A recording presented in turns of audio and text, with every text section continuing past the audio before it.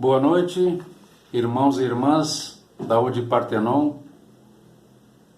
Prosseguindo no projeto de palestras curtas, agradecemos ao Criador pelo que temos recebido e com alegria iniciamos esse encontro, na certeza de que teremos a perfeita compreensão do tema proposto. Os inimigos desencarnados. O mestre Galileu, ele nos instruía que nós devemos amar os nossos inimigos, que nós devemos fazer o bem aos que nos odeiam e orar pelos que nos perseguem e caluniam. Nunca devemos guardar ódio, nem rancor, nem desejo de vingança, perdoando-lhes o mal que nos causem, não opondo nenhum obstáculo à reconciliação com eles, desejando-lhes o bem e experimentando sempre alegria com as coisas boas que eles recebam. Também socorrendo-os se precisarem, abstendo-nos por palavras ou atos de tudo aquilo que os possa prejudicar, e retribuindo sempre com muita bondade o que fizerem por nós, de bem ou de mal. Então os inimigos que não perdoamos, numa figura, eles vão nos informar, dormirão em nossa cama e perturbarão o nosso sono. Então, quando o mestre recomendou a reconciliação o mais depressa possível com os nossos adversários, não era apenas para apaziguar discórdias durante a atual reencarnação, mas também para evitar que se perpetuassem em existências futuras essas diferenças. Porque o desencarne não nos liberta de nossos inimigos, apenas nos livra da presença material do mesmo, pois que este pode perseguir-nos com seu ódio, mesmo depois de haver deixado a vida física. A doutrina espírita nos demonstra por meio da experiência e da lei que rege as relações entre os dois planos, o meio mais eficiente de conquistarmos nossos inimigos, apresentando uma razão positiva e prática que eles nos perdoarão. Porque não há coração tão perverso que mesmo contra a sua vontade não se mostre sensível ao bom procedimento.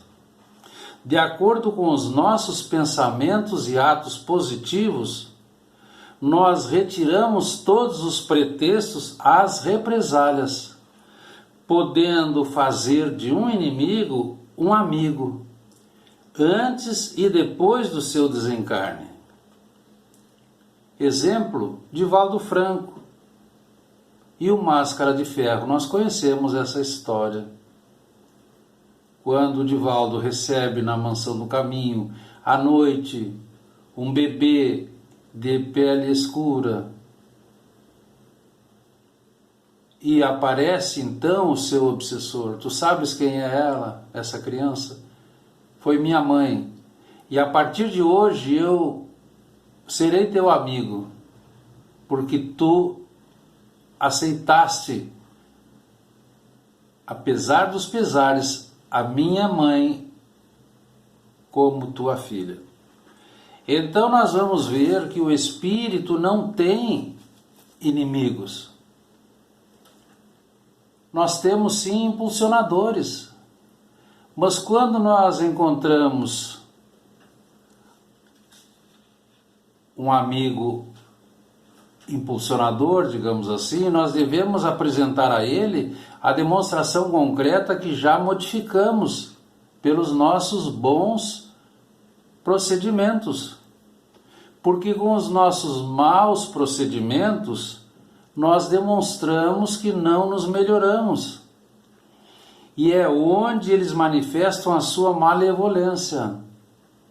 E nós encontramos as obsessões, onde tanta gente se vê a braços e que representam um gênero de provações, porque é lei de causa e efeito.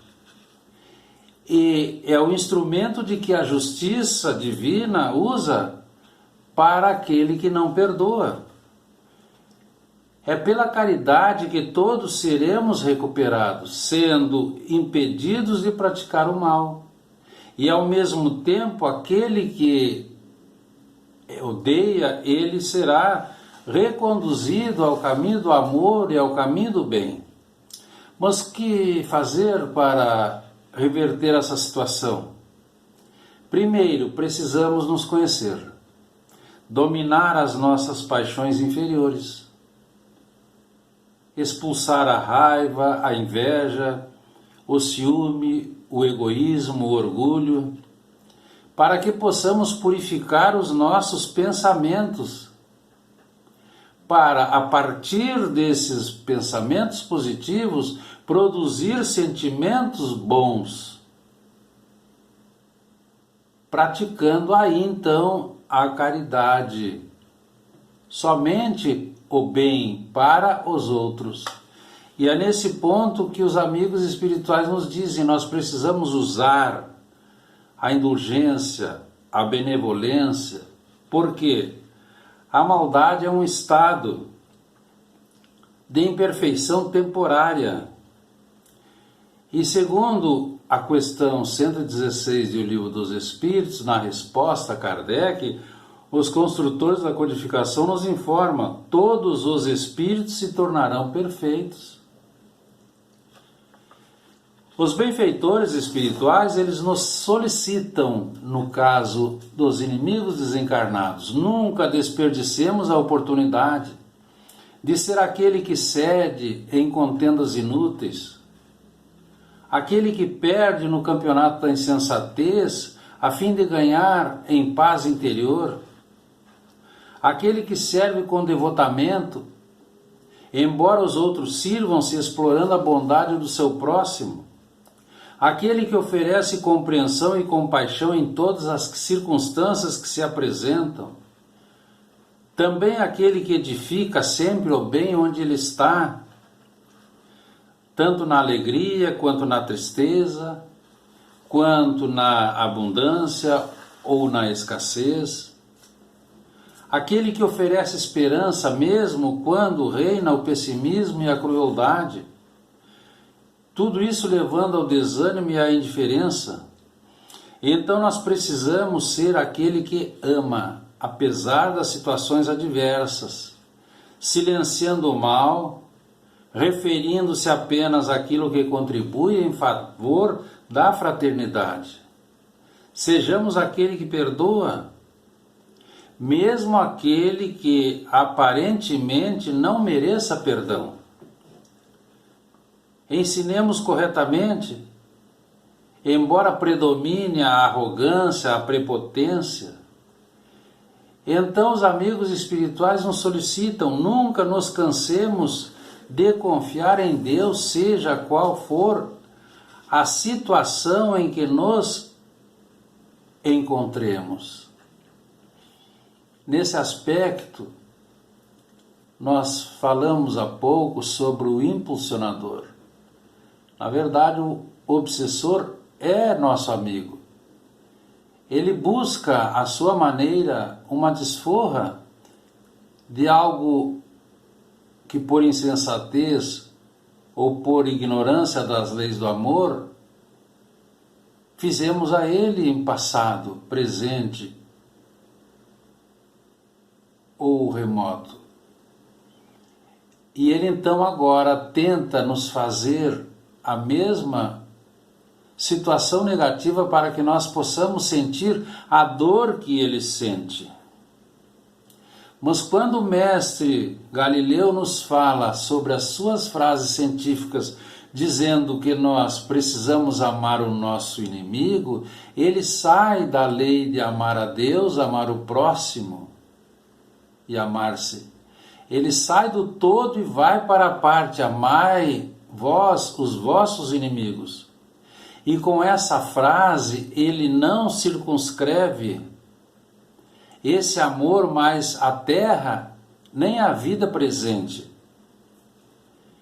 Ele coloca essa frase fazendo parte da grande lei da solidariedade e da fraternidade universais, que vige no universo e que nós precisamos compreender e introjetar para execução positiva. Que fique para a nossa reflexão, irmãos e irmãs. Obrigado pela oportunidade de trabalho. Boa noite.